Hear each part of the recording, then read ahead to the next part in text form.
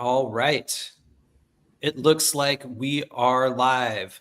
Okay. Hey, everybody. Thank you for tuning in today and welcome to our November 26th FinCrime Friday chat. We're excited to have everybody here today, and we've got a great lineup for you today. Going to have a conversation about enterprise, financial crime, and compliance training solutions that ACFCS offers. To that end, we have Victor Chinchilla here who is joining us. Victor, you want to introduce yourself a little bit? Thanks, Clayton. Appreciate the double L, Chinchilla.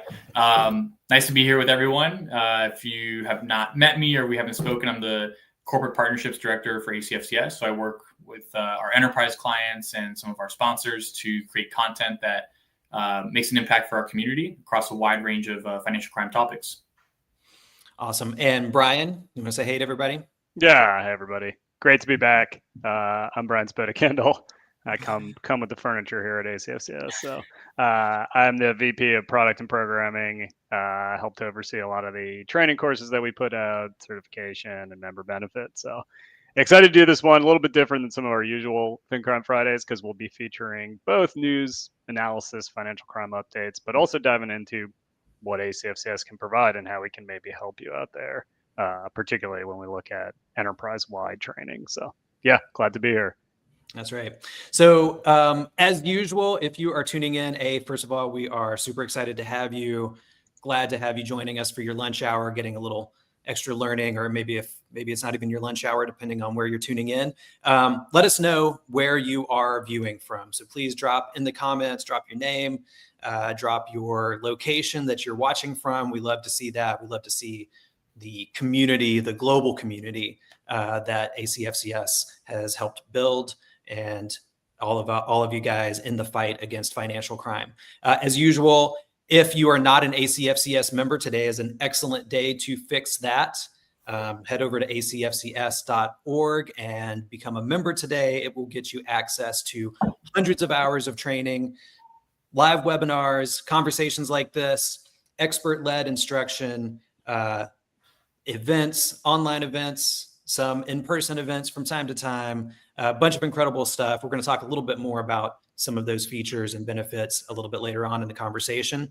Also, you can check out our upcoming events at acfcs.org/upcoming events. We've got some great stuff coming up here before too long. We'll get into some of those a little bit later on as well. And we want to hear from you. So during the conversation today, while we are talking, if you have questions about anything that Victor and Brian are talking about in terms of what ACFCS offers, upcoming trainings, if you have questions about any of the emerging risks or trends or headlines that we are discussing, please feel free to drop those questions into the comments, and we will respond to them as quickly as we can and as much as we can in real time. Same as if you have comments, if you have insights into the conversation that we're having, because again, this is a community event. We love hearing from you guys. Already seeing somebody from India, Davel, hope I'm getting that right. Taylor joining in from Oklahoma, financial crime compliance investigator. Taylor, great to have you here. Love seeing folks from Oklahoma as well. Usually have some Texas people that speaks to my heart, so loving that. All right, keep those sign-ins coming, that roll call coming. Let us know where you're tuning in from, and we can go ahead and jump into some headlines. So we're going to kick it off with, they traveled to Thailand. They wound up cyber scam slaves in Myanmar. Quite a turn there on your vacation plans. Victims, many recruited under false job promises, were trafficked to Myanmar, where they were forced to run online scams targeting global victims.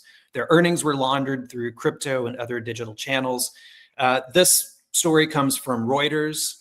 And again, this is one of the ones that to me always kind of blows my mind, the stacking of crimes on top of each other in terms of the forced labor as well as the scams going on. I know this is something that we've talked about a little bit before. Brian, what's your take on this one?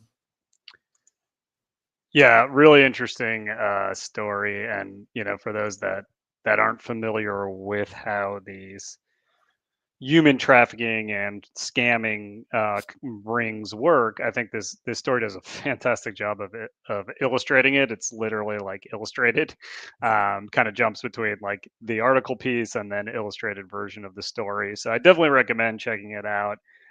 It does a great job laying out the story of a East African IT consultant who gets what he thinks is a job offer in Bangkok, flies to Bangkok, is picked up by the supposed company that he's going to work for, and is trafficked to a scamming compound in the Golden Triangle region in Myanmar that's run essentially by a series of competing militia groups at this point. So very much like as I said, a great illustration of how these schemes play out. Also illustrates the high level of corruption that facilitates the scam compounds operating out of these regions, and not just there either.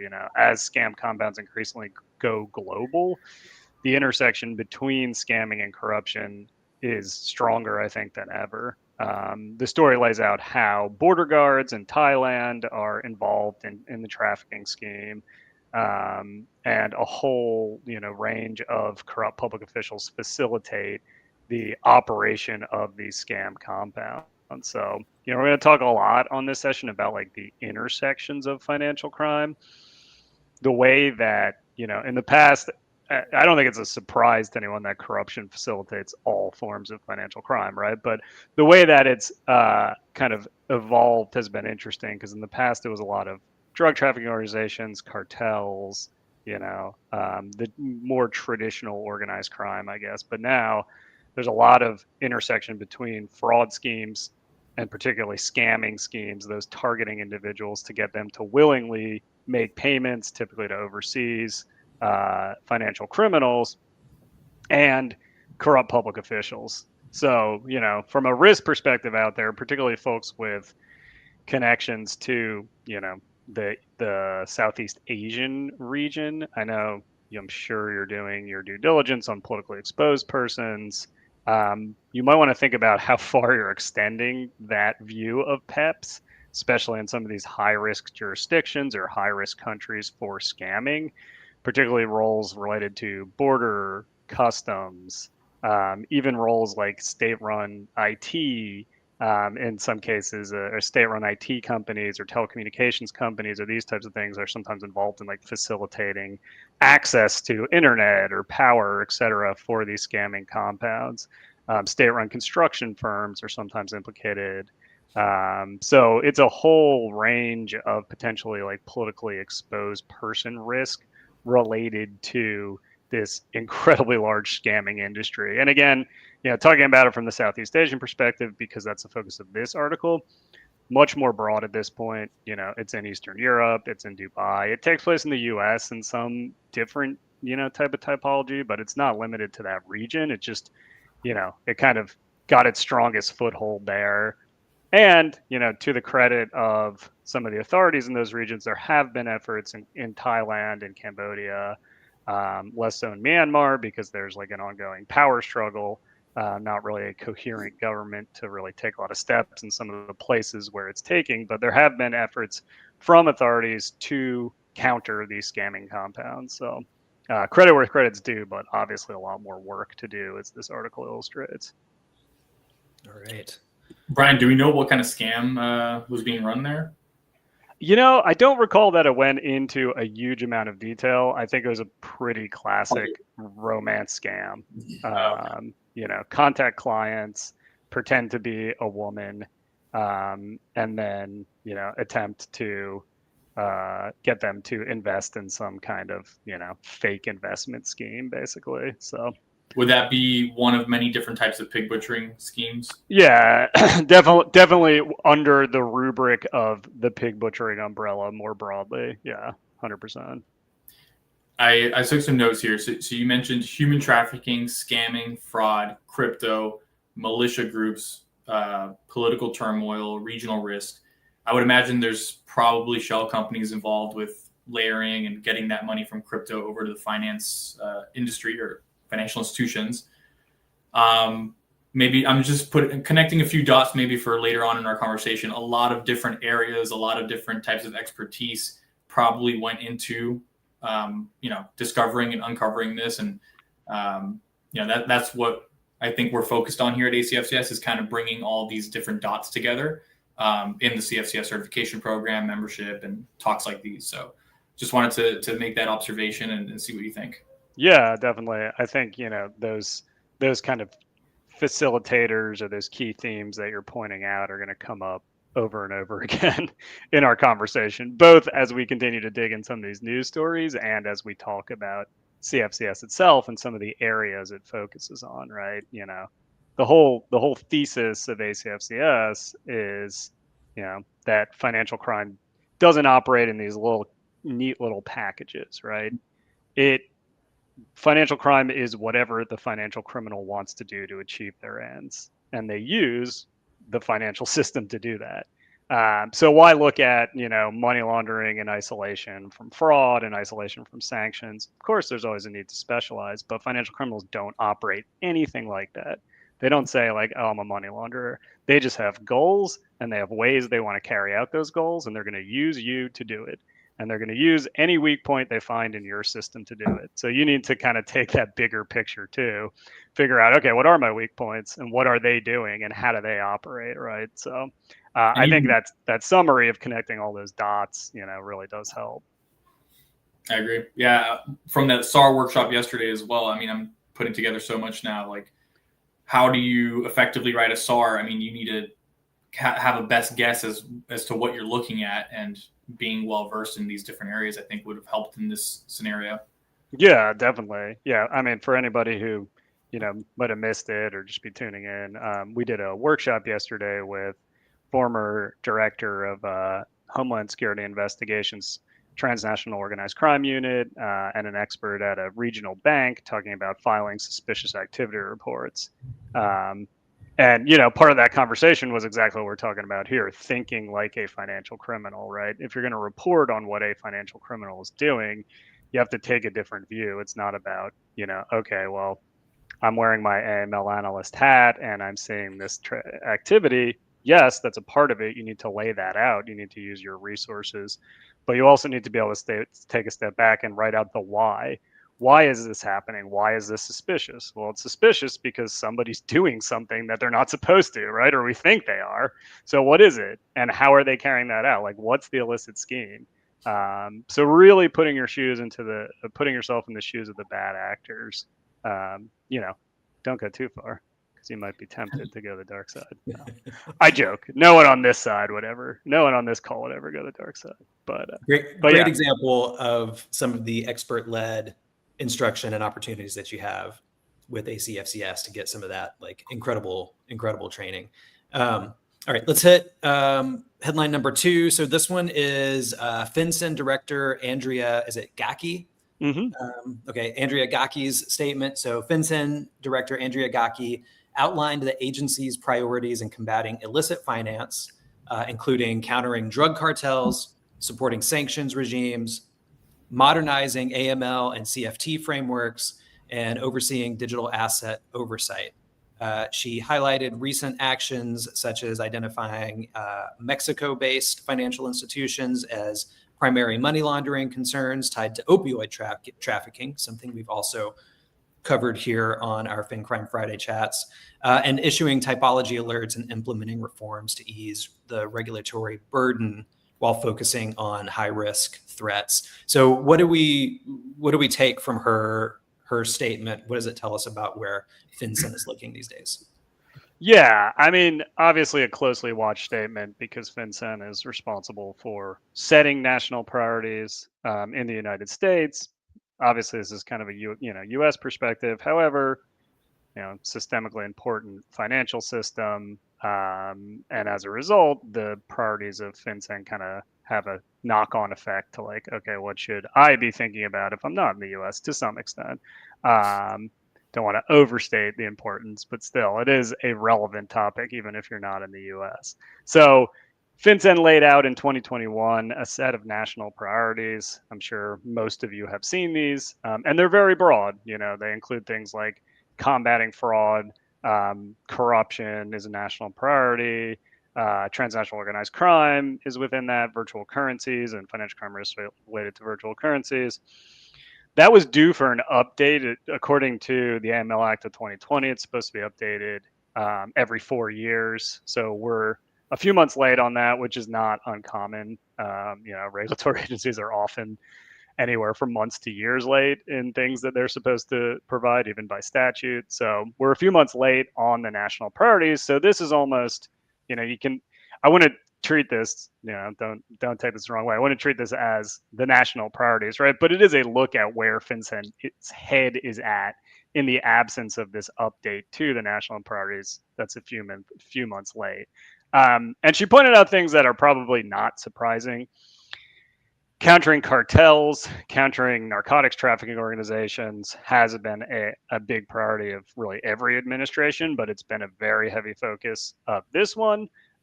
So she talked, in a fair amount of detail about efforts against primarily Mexican and Latin American based transnational crime cartels.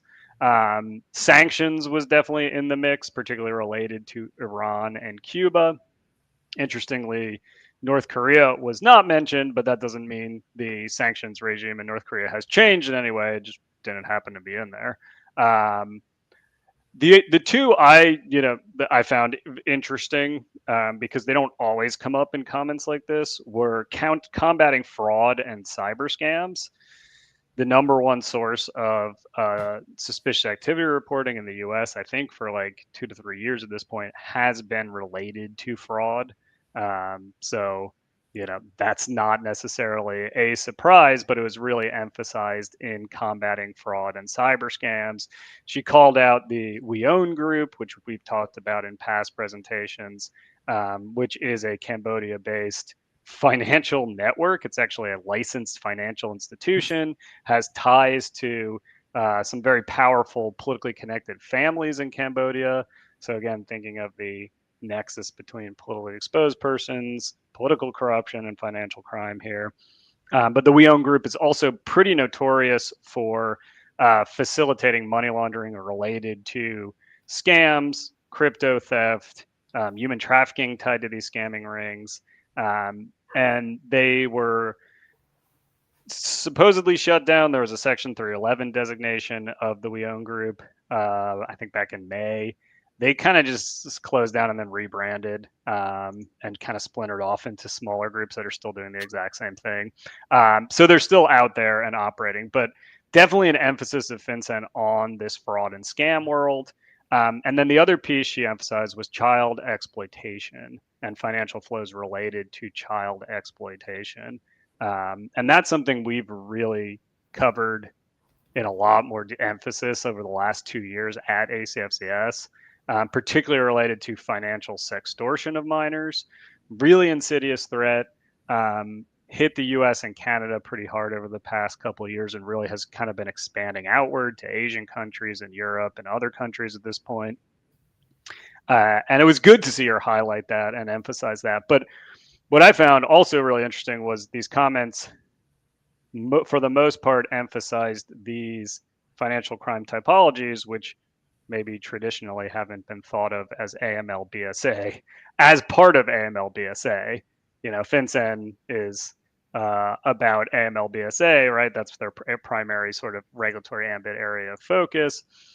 So, a lot of the remarks were couched in the terms of like AML BSA. But these are not, what we would think of as like classic money laundering necessarily. So I think, again, going back to our earlier conversation of like widening the lens of how you're treating financial crime threats, it's not something that's like just played out in financial institutions. This is definitely a regulator thing too. Regulators are also widening the lens of how they're viewing financial crime threats and kind of changing how they approach it, right?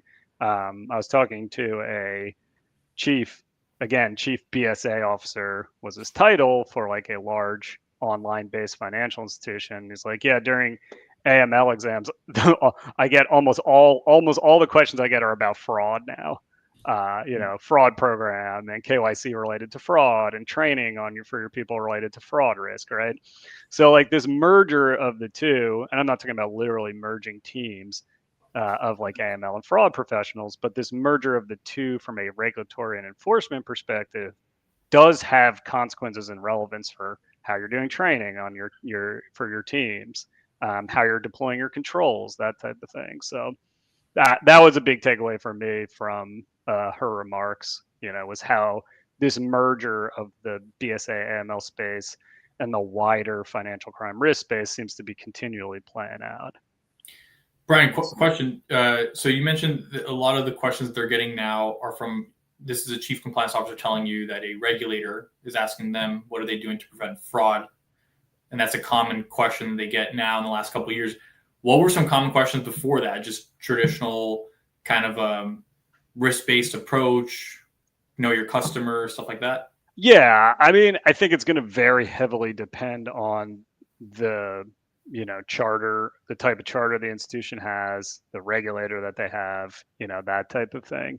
I was talking to somebody else, and they were saying that they're just getting a ton of questions from the regulators about handling check fraud.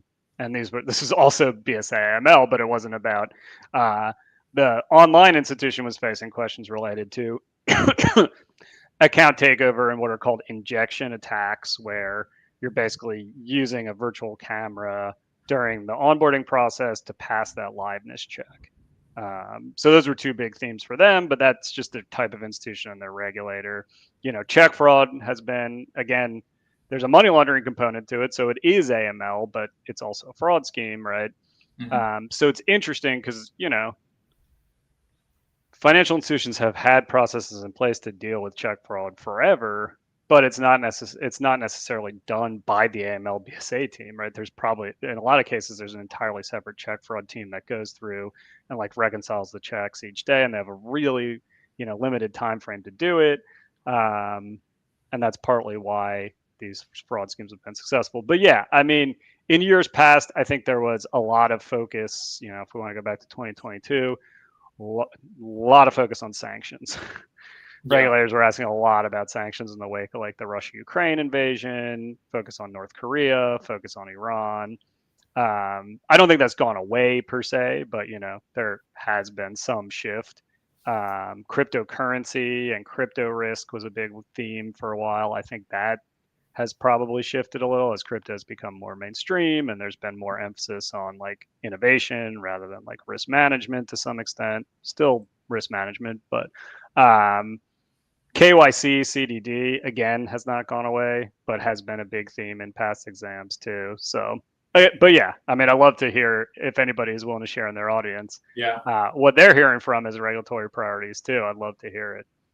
Yeah, please let us know. And actually, since you just touched on crypto real quick, can we get Jesse's question back up here? So Jesse had this great question, and let's hit on this, and then let's move on to the kind of the rest of the conversation. But could you discuss financial crime in the crypto space, please? I'm curious, if crypto is so transparent, why is it so hard to track down and shut the crypto accounts involved in financial crime, which I think is probably a pretty common question that people have because of the way that people talk about, the security, the anonymity of crypto, but that it's fully public, anonymous and transparent at the same time, in these interesting ways. So, Victor, I don't know if you want to jump in on that one, or Brian wants to hit that one first. I'll let Brian take that one. This is a little bit, I think he's going to have a better insight into that. I have some best guesses maybe, but Brian, shed some light. Yeah, I mean, so we'll talk about it broadly, right? Crypto is a very broad category, and different blockchains that underlie cryptocurrencies are going to work a little differently. So we'll talk about a big picture and just give that caveat that some of the details are not going to apply to every single cryptocurrency. But cryptocurrencies are is a blockchain-based technology usually, right? It's based on a blockchain, which is basically a way of storing information by consensus of users of a computer network, and it's all secured and operated on cryptographic principles. So you have a bunch of people that participate in this blockchain network. And it can be centralized, it can be decentralized. For the purpose of this conversation, we'll talk about decentralized, like Bitcoin, probably the most well-known example. Bitcoin is decentralized. You can participate in the Bitcoin network in a bunch of different ways. You can just transact in cryptocurrency, but that makes you a part of the Bitcoin blockchain. Or you can be like a node. Basically, you're helping to, you can be a miner, right? You're basically, whatever way you're operating on these networks, you're basically helping to make the network run, and you're adding information to a blockchain. And the way that you add information is by conducting a transaction. That transaction is secured by basically doing a bunch of math problems, cryptography, and then it's added to a public ledger. So you can actually see quote unquote all of the transactions that are being done on Bitcoin. So that's where this transparency element comes in, right? But okay, so you can see the transactions. Who's doing the transactions? That's the other piece of the puzzle. It's not a bank account, right? So I don't need to go and sign up for a wallet to transact on Bitcoin. I can form a wallet with zero KYC information, and then I can move Bitcoin if I have it, or someone gives it to me, or they transfer it to me, or I go on an exchange and buy some and then transfer it to a wallet that I host on my phone or my computer, or hardware wallets, that type of thing. So the transactions themselves, highly transparent.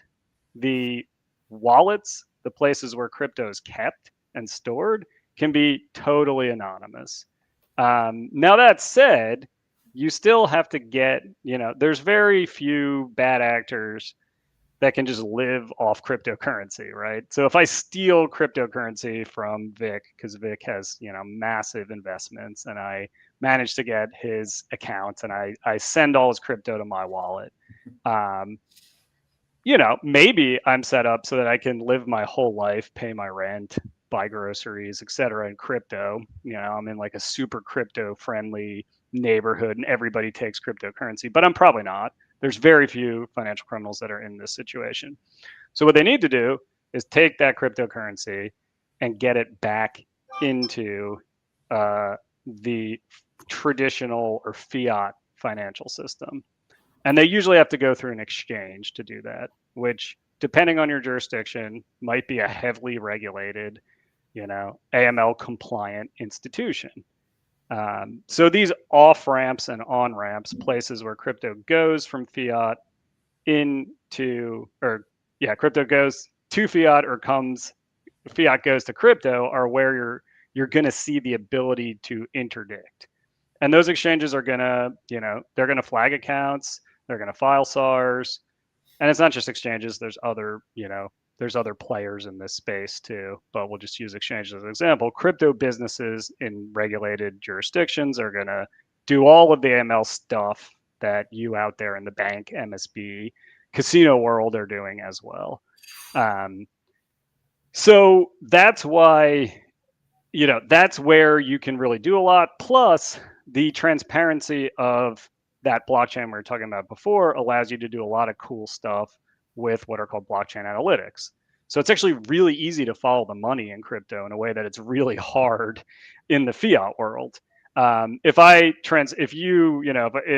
customer transfers money from one bank in the US to a bank in the Philippines, it's going to be a real pain to see that flow of funds and trace that flow of funds without law enforcement issuing subpoenas, taking time, putting it all together, that type of thing. Crypto, I can follow it anywhere.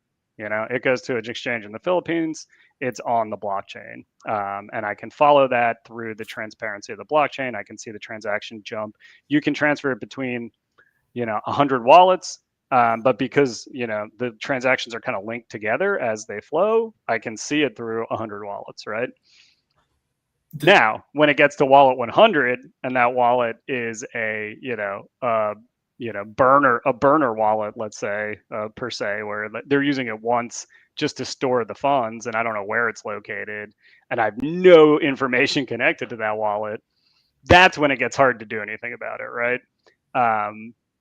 So it's not hard to trace or track, as the question says. It's actually more transparent to trace in the crypto world than in the fiat world.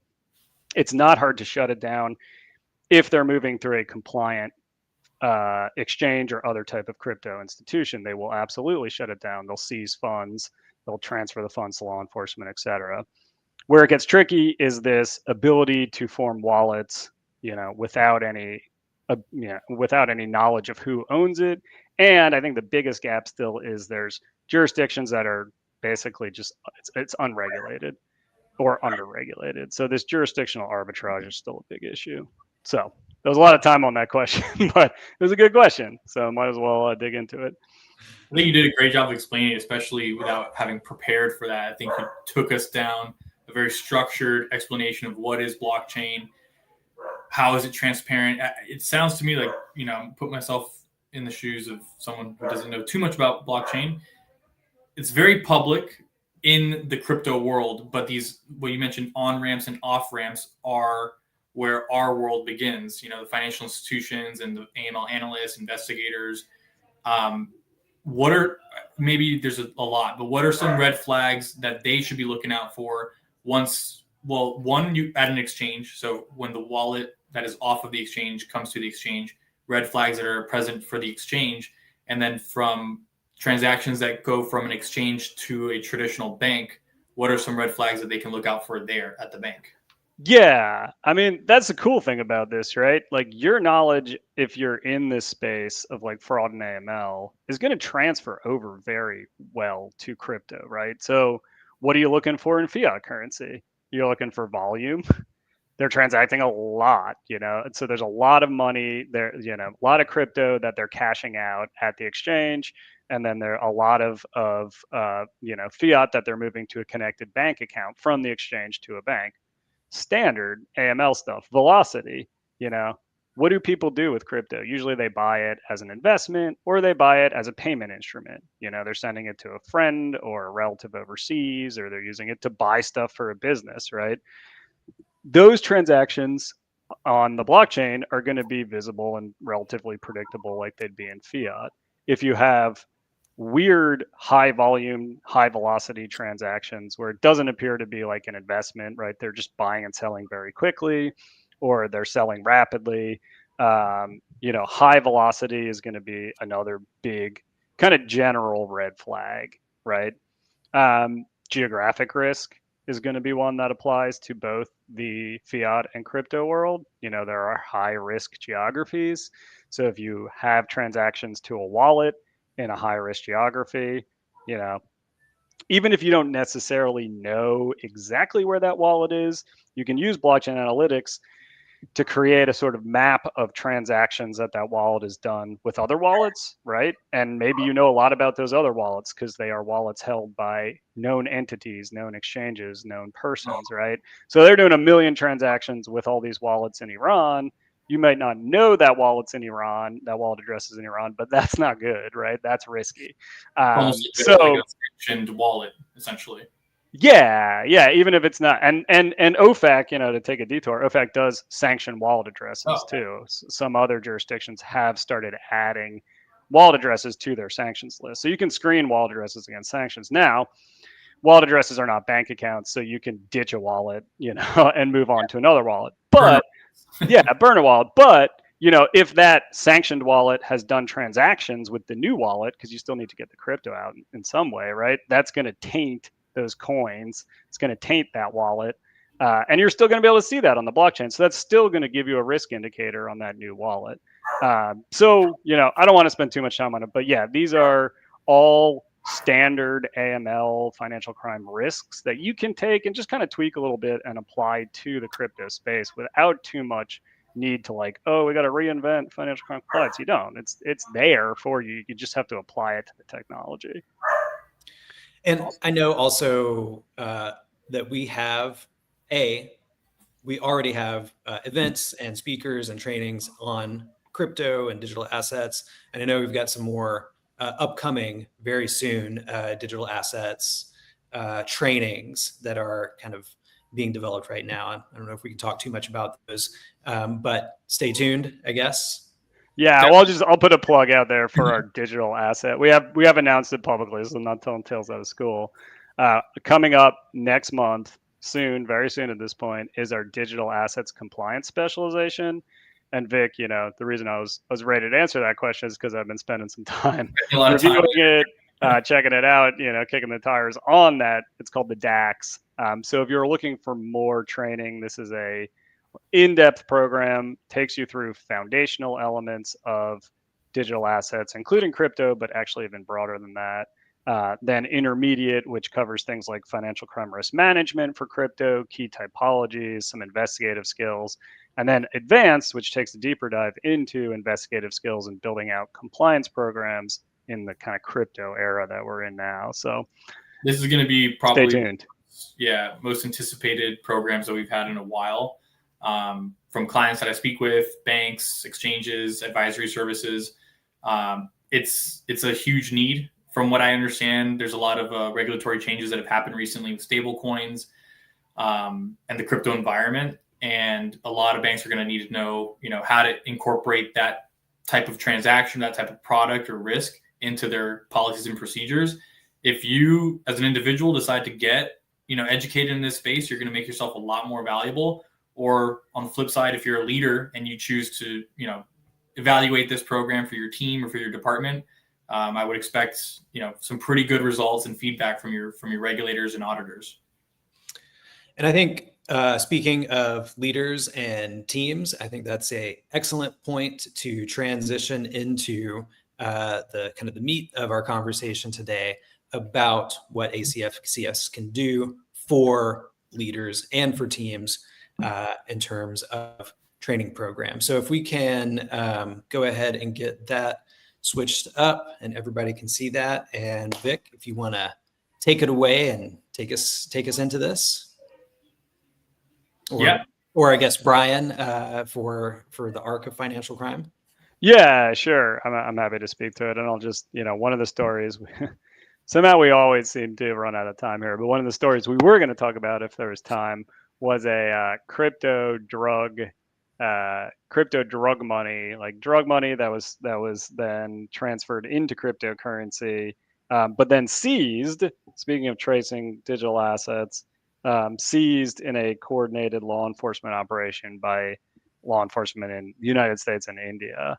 So I think it speaks to, two of the themes we're kind of hitting on here, the growing role in crypto as a part of financial crime schemes, right? Like, it's not that crypto is dirty or anything like that. It's just that crypto is more and more just one element that's utilized in conjunction with fiat currencies, traditional bank accounts, credit cards, like whatever other payment mechanism as part of financial crime schemes. So just more mainstream now, but also it highlights that crypto can be traced and even seized and, repatriated to law enforcement agencies or potentially fraud victims in other cases. So, I think the stories we talked about did a better job than I could in illustrating this arc of financial crime.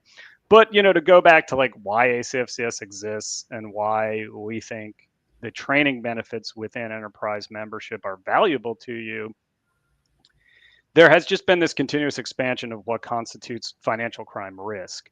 And for the folks out there that are in compliance roles, that are in, as we talked about, AML, BSA roles, right? There's just more and more that's on your plate, right? In a sense, it's kind of always been on your plate. It's just being acknowledged now. And so to adapt to this, you need different training. At least that's our take on it, right? You need, number one, more visibility into a wider range of financial crime threats.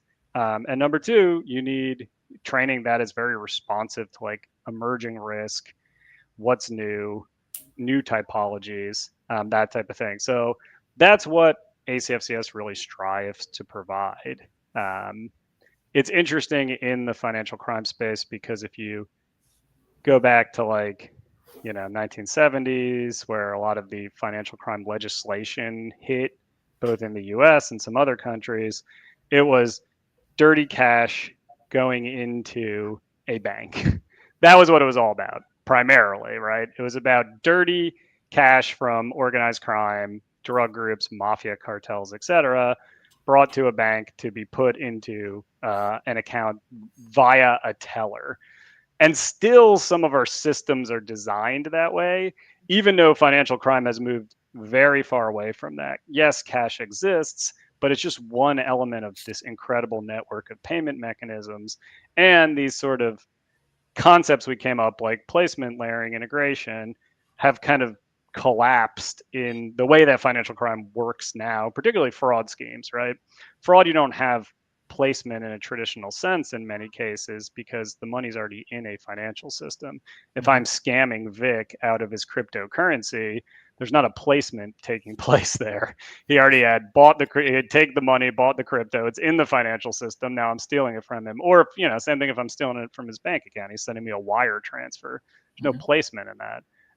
There might be layering integration, but this model doesn't really work anymore. So all that is just to say that we need new ways of thinking about financial crime risk, and we need training, certification, resources that adapt to those new realities of financial crime. So through both our traditional, if you're just an individual, membership and certification on that side, that's what we seek to provide. But the same thing for the organizations that work with us as well on the enterprise level. All right. Go to the next slide. So yeah, I mean, the background that you provide, Brian, is pretty much on par with why this organization was formed in the first place. Really, I think a need for more holistic and kind of cross-disciplinary training. So with Enterprise Solutions, your team gets access to a ton of content, over 600 hours of content. There's no shortage of training, I think, in the industry. You can certainly attend other conferences. Other organizations provide similar training, but it is very disparate. One common pain point that I hear is, I have to get multiple certifications or the time and let alone money to kind of get the training that I need to advance my career or move into another department or a different role is definitely a barrier for me. So the CFCS helps address that. It really lays down a very wide variety of skills and topics so you can get a kind of a foundation, base layer understanding of all these different concepts and have a be a lot more keen to those red flags that we mentioned for some of these different typologies. So just looking at some of the bullets here: combined certification, membership, and tailored training. That is one of the best things about ACFCS is we partner with you to really learn what is your workforce look like, what are the skills that are needed, what type of risk appetite do you have, what type of products do you serve, what jurisdictions are you most focused on. The more that we can partner with your training team or align ourselves with your goals, we can create customized learning plans with existing content in our LMS. We can create stuff from the ground up, customized webinars like CFCS, DAX, or even customized topics of your choice. Just a number of different ways that we can take content and kind of customize it around your needs.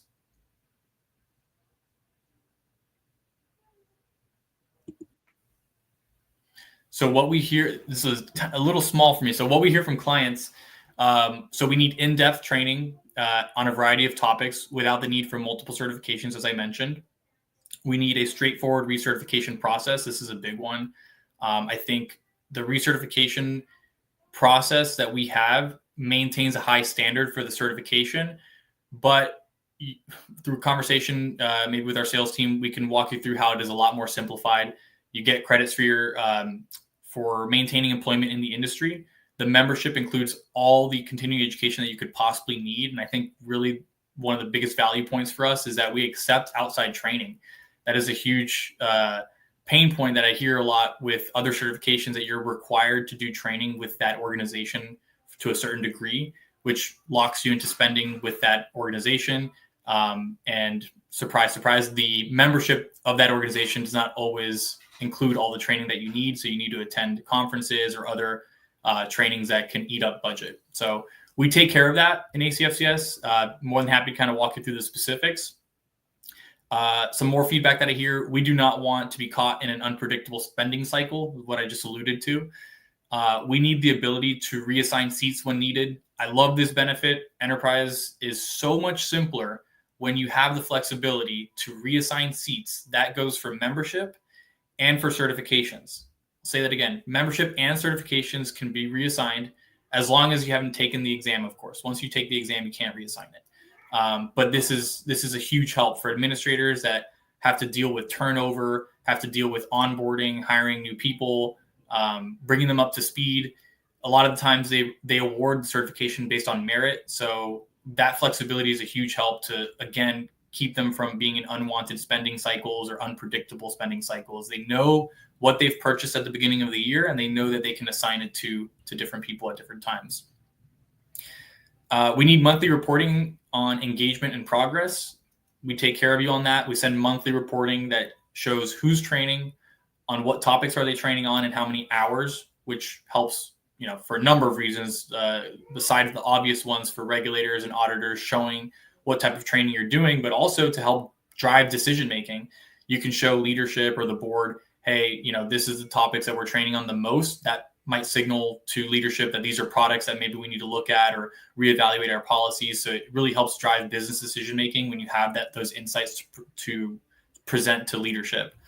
And we also assist with the engagement. So if we're not seeing the engagement that we want, usually I would say there's some key, top individuals that do most of the training, but there's some that maybe fall off or aren't using it. We could do one of two things. We can reassign those seats, as I mentioned, to somebody who may want to use it or maybe in a better position to do the training. Or we can work with our content team to create customized learning plans based on learning objectives that you may have. Send out email reminders, host private Q&A sessions, really make sure that the engagement is there for your team. Lastly, we need customized webinars and or micro modules. Kind of touched on this a bit with the customized learning plans, customized webinars. That is an optional add-on for enterprise clients, but you'd be surprised of how cost effective that would be. Brian and his content team sit down, kind of learn, again, what are your learning objectives, what topics, policies that you want to take into consideration, and who's the audience. And we can host a webinar like this on that specific topic and introduce some elements of engagement and interactiveness with question and answers, surveys, before and after quizzes. So we can get pretty creative, and I just love working with our enterprise clients when we, take the time to understand what the needs are.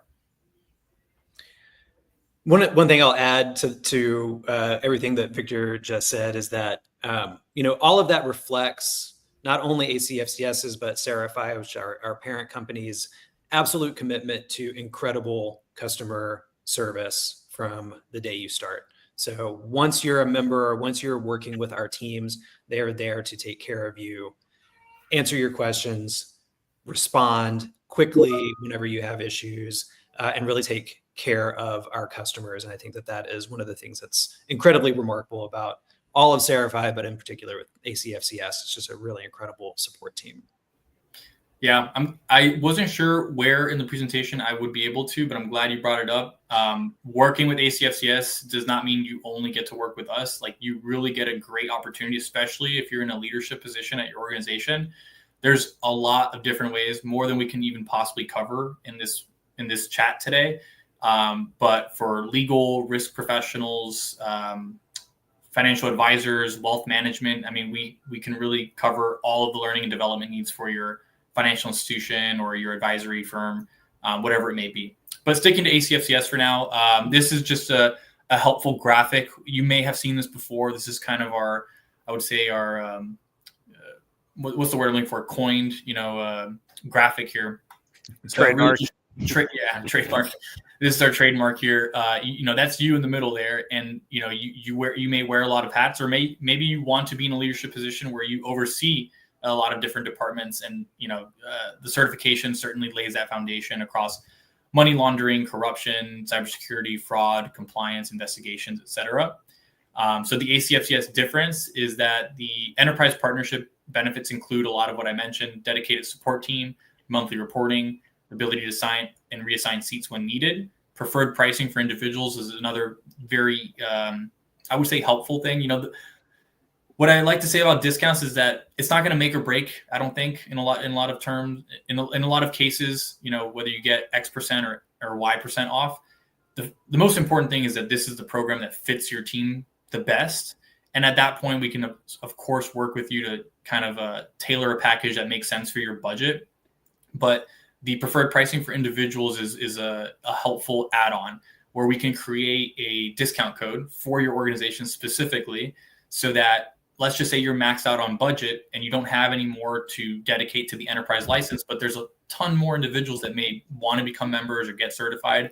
You can present this as an employee benefit to your organization as, hey, we've already pre-negotiated a preferred rate. You can use this discount code at checkout on our website as an individual. And the back end benefit for you is that we can actually track who from your organization is signing up, and then use that to further conversations down the road to maybe grow the license the following year and loop those people onto the license. So it's just a great flexible way to get more access to training for individuals. That's great. We had a question there. How many hours is the course for certification?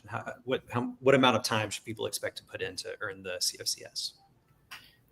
So it ranges. I always say on average 45 hours, around there, 40 to 50 hours. You have 12 months to do the self-study, so it's a really long runway. I always caution individuals. I would say try to spend around 6 to 8 weeks of actual study time, so you can get it done a few hours per week. 6 to 8 weeks is kind of the target study path. We also have an accelerator path. It's the same certification, but it comes with a virtual classroom. That you have 6 months to take the exam. The shortened runway is because you have the course, and you have 2 attempts to pass the exam. So I hope that answers your question. Around 45 hours of study time is what it takes to get certified. Thanks. Great question. Yeah. You can stretch that to a lot longer if you really dig into all the resources. Though there's a lot in the self-study program that you can dive into. So there's the study manual itself, about 300 pages. There's prep material, prep videos that you can watch. There's podcasts that you can listen to. There's a practice test. And there's some learning plans as part of your membership if you're really trying to brush up on certain topics. So there's a lot there. But yeah, VIX, 45-ish hours is definitely on the money. Well, I know we are kind of running out of time here. So do we want to jump into some of the benefits quickly of membership? Yeah, cool. So, these are some of our member benefits that are not exclusive to enterprise. So if you are out there and you're listening to this, you're like, yeah, this is interesting. I might be interested in signing up for this myself. You would actually access all of these benefits too. And I didn't include a slide there in part because I feel like we end up talking about it anyway. But we also, in addition to all the things we're going to talk about, we also have a number of members-only virtual events. So coming up pretty soon, actually, is our anti-human trafficking webinar series.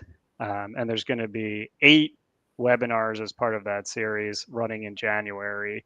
The first one will be a complimentary webinar, but then all of the subsequent ones will be members only. So a real wealth of resources for members. And then that's follow hot on the heels of that one. In March will be our members only 2-day FinCrime Skills Summit. Really awesome event. I love doing that every year. It's very much like a practical skills focused event, as the name would imply. So we talk about things like open source intelligence, SAR filing, how to conduct KYC CDD, key investigative skills. And again, comes with your membership as part of the ticket. So those member events, those 4 events during the year, is a great member benefit. You also have access to emerging risk courses. These are about an hour long, all of them except for proliferation finance. Counter-proliferation finance is actually close to 4 hours long.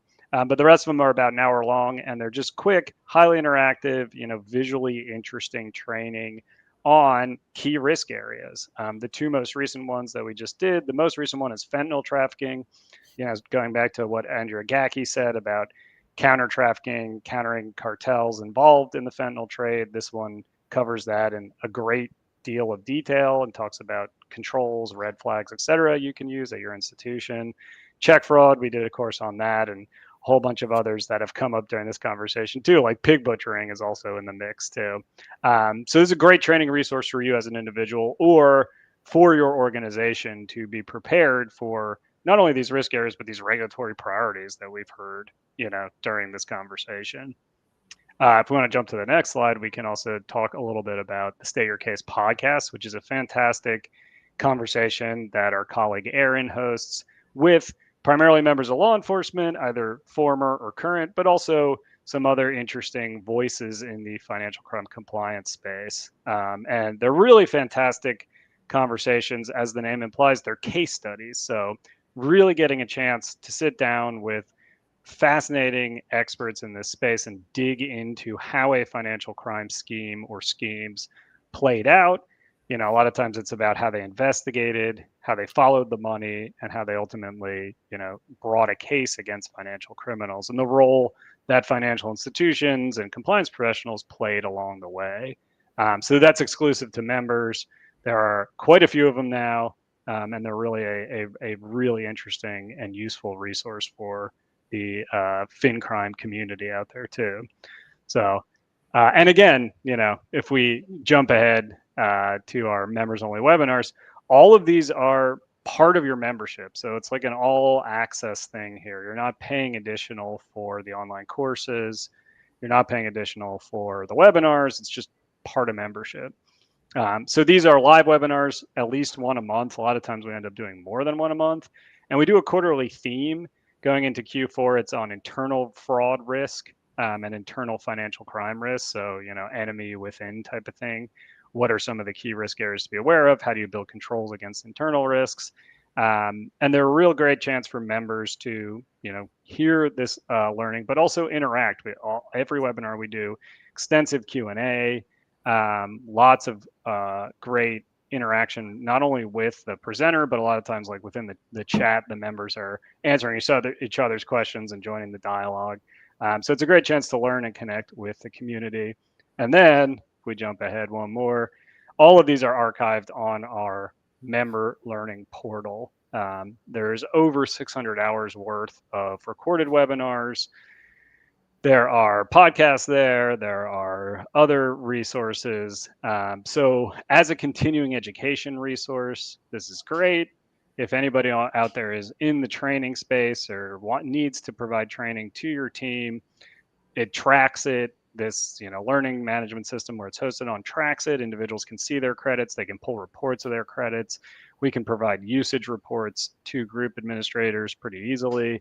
So it's a great way to stay on top of your continuing education credits and continue to build your skills in the financial crime space. Right. Guys, I think that was an incredible run through of much of what we have to offer. If you are tuning in to this and any of what you saw spoke to you, seemed like it lit a light bulb in your brain and thought, I could use that, my team could use that, absolutely make sure that you reach out to Victor. His email is there on the slide there. It's a little kind of small, but it's vchinchilla@acfcs.org. Okay, you can reach out to him about any of our enterprise solutions. And of course, if you want to enroll or become a member as an individual, acfcs.org is going to be your go-to for that. So guys, thank you so much for this conversation. I feel like this is like a really great overview of everything that ACFCS offers. Also, we got into, some of the really interesting topics that we are talking about on a daily basis. If you have been tuning in, thank you so much for your time. We appreciate you spending this, hour with us. We hope you learned something. Love seeing all of the places that people are tuning in from, and thank you for the great questions and the great comments. Definitely make sure that you check out acfcs.org/upcoming events to check out the human trafficking series. I know we also have an OSINT workshop that's coming up, I believe in November. You can find all of those events there. And again, if you are not a member, you are missing out on all of this incredible content, all of these amazing trainings, and the opportunity to really level up and take your financial crime and compliance game to the next level.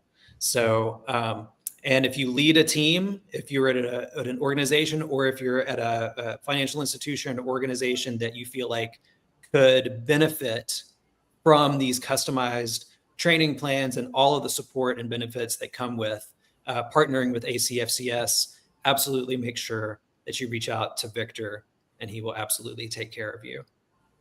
Thank you, Thank you Clayton. so much. Thank you so much for your time, Victor, Brian. Great seeing you guys. Everybody else, we appreciate you. Stay vigilant. We'll see you next time. Thanks, everyone. Thank you.